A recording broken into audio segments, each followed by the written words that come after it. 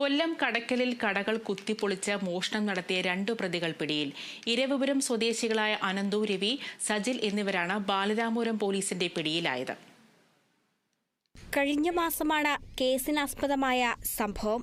കടക്കലിലെ തുണിക്കട, hotel, പച്ചക്കറിക്കട തുടങ്ങി 5ഓളം സ്ഥാപനങ്ങളിലാണ് സംഘം മോഷണം നടത്തിയത്. കടകളുടെ പിൻവശത്തെ ഭിത്തി കുത്തിത്തുരന്നാണ് മോഷണം. കടക്കൽ ടൗണിലെ തുണിക്കടയിൽ നിന്നും 50,000 രൂപയും മാർക്കറ്റിന് സമീപത്തെ ഹോട്ടലിൽ നിന്നും 10,000 രൂപയും അറവുശാലയിലെയും പച്ചക്കറിക്കടയിലെയും മേശവലിപ്പിലുണ്ടായിരുന്ന പണവുമാണ് സംഘം കവർന്നത്. 1,00,000-ലധികം രൂപ മോഷണം പോയതായി വ്യാപാരികൾ പറയുന്നു. തുടർന്ന് പോലീസ് CCTV കേന്ദ്രീകരിച്ച് നടത്തിയ അന്വേഷണത്തിലാണ് പ്രതികളെ തിരിച്ചറിഞ്ഞത്. കഴിഞ്ഞ മാർച്ചിൽ ബേക്കറി കുത്തി തുറന്ന കേസിലും പ്രതികളാണ് ഇവരെന്നും പോലീസ് അറിയിച്ചു. പ്രതികളെ കടക്കൽ പോലീസ് കസ്റ്റഡിയിൽ വാങ്ങി സംഭവസ്ഥലത്തെത്തിച്ച് തെളിവെടുപ്പ് നടത്തി. കേരള വിഷൻ ന്യൂസ്, കൊല്ലം.